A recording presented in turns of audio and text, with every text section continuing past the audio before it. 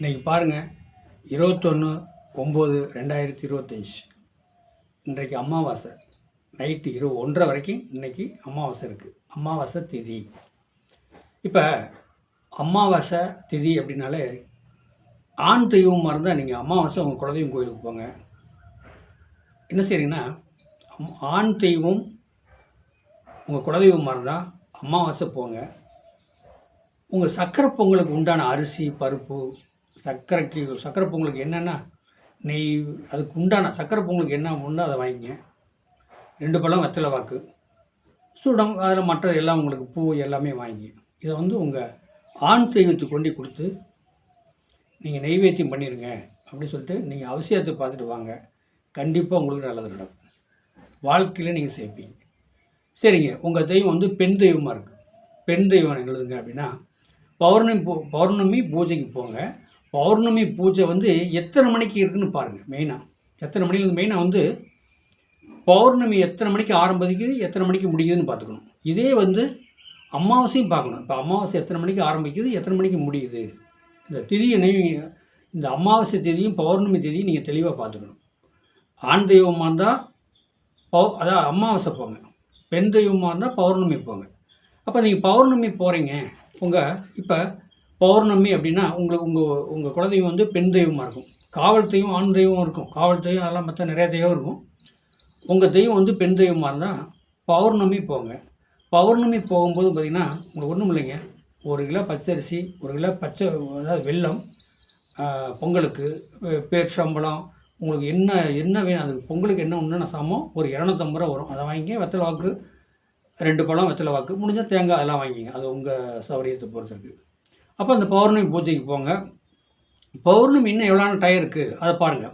பௌர்ணமி எப்போ ஆரம்பிக்குது, எப்போ முடிய போகுது அதை பாருங்கள். பௌர்ணமி உள்ளே இருக்கும்போது நீங்கள் சாயம் போடணும். இப்போ பாருங்கள், சில இடத்துல பௌர்ணமி 10 மணிக்கு மேலே ஆரம்பிக்கும், சிலது அமாவாசை 12 மணிக்கு மேலே ஆரம்பிக்கும், பகலில் இப்படி ஆரம்பிக்கும், மறுநாள் இருக்கும், மறுநாள் காலையில் வரைக்கும் இருக்கும். இதை நீங்கள் அந்த திதியில் தான் போய் வழிபாடு வைக்கணும். அமாவாசை திதியில் ஆண் தெய்வத்தை வழிபாடு வைக்கணும். அந்த அமாவாசை திதி நடந்துக்கிட்டு இருக்கணும், நடப்பில் இருக்கணும். அப்போ பௌர்ணமி திதியாக வருது. பௌர்ணமி திதி பெண் தெய்வம், உங்கள் குலதெய்வத்துக்கு பெண் தெய்வத்துக்கு இந்த மாதிரி இஷ்ட தெய்வத்துக்கு வழிபாடு வைக்கலாம். ஆனால் அந்த திதி நடப்பில் இருக்கணும். என்னங்க, திதி முடிகிற ஓரம் போகக்கூடாது. ஸ்டார்ட் பண்ணாலும் ஒன்றும் பிரச்சனை இல்லை. ஸ்டார்ட் பண்ண போனால் ஸ்டார்டிங் டயத்துலேயும் போகலாம். கண்டிப்பாக உங்களுக்கு நல்லது நடக்கும். அதாவது எப்படின்னா, சில பேர் பூசணிக்காய் 2 அறுத்து அதில் எண்ணெய் விட்டு நெய் விளக்கு, திரியில் பல வகை இருக்குது திரிகள், அதை போடுங்க அப்படின்னு சொல்லுவாங்க.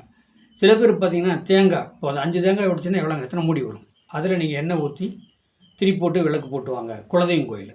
என்னங்க, இப்போ நான் என்ன சொல்கிறேன் அப்படின்னா, பெண் தெய்வமாக இருந்தால் நீங்கள் தேங்காயில் அதாவது 5 தேங்காய் விடுங்க, எத்தனை மூடி அந்த 5 தேங்காய் மூடிக்கில் நீங்கள் எண்ணெய் ஊற்றி திரி போட்டு வச்சுட்டு வாங்க. ஆண் தெய்வமாக இருந்தால் பூசணிக்காய் தெய்வம் நீங்கள் போடலாம். ஆண் தெய்வத்துக்கு மண் விளக்கு, அகல் விளக்கில் போடலாம்.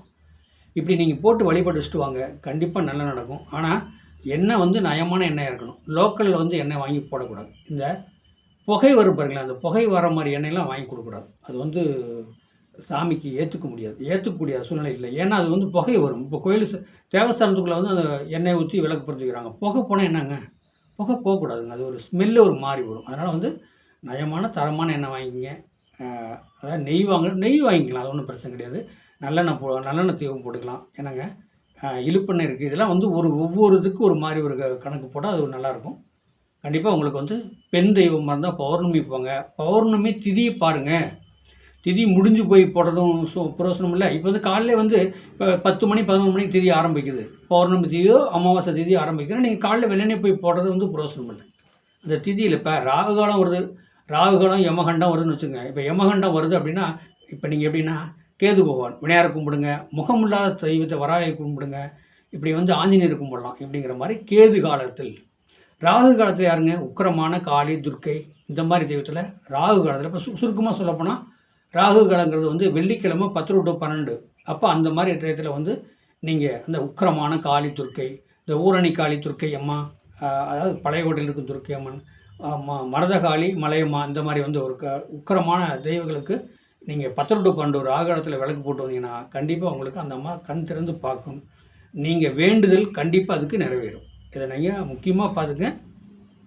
ஆண் தெய்வம் அமாவாசை, பெண்தெய்வம் பௌர்ணமி. இந்த மாதிரி வழிபடிச்சுட்டு வாங்க, கண்டிப்பாக நடக்கும். இன்றைக்கி வந்து அமாவாசை. இந்த அமாவாசை திதியில் வந்து எல்லோரும் வழிபடிச்சுட்டு வாங்க. இன்றைக்கி வந்து நைட்டு 1 மணி வரைக்கும் 1:30 வரைக்கும் அமாவாசை இருக்குது. இப்போ காலையிலேருந்து நீங்கள் சாயங்காலம் வரைக்கும் இந்த அமாவாசை திதியை பிடிச்சி அமாவாசைக்காக உங்கள் குலதெய்வம் ஆண் தெய்வத்துக்கு போய் வழிபடிச்சுட்டு வாங்க. நல்லது நடக்கும். வாழ்க வளமுடன். வாழ்த்துக்கள். என்னுடைய சேனலை மற்றவங்களுக்கு ஷேர் பண்ணுங்கள், சப்ஸ்கிரைப் பண்ணுங்கள், பெல் பட்டன் ஆன் பண்ணுங்கள். நீங்கள் ஃபோன் மூலிமா சாதகம் பார்க்கணும் விருப்பப்பட்டால் 95 14 77 10 74 என்னுடைய சேனலுக்கு நீங்கள் என்னுடைய வாட்ஸ்அப்புக்கு நீங்கள் சாதகம் அனுப்புனா தெளிவாக சாதகம் சொல்லப்படும். வாழ்க வளமுடன். வாழ்த்துக்கள்.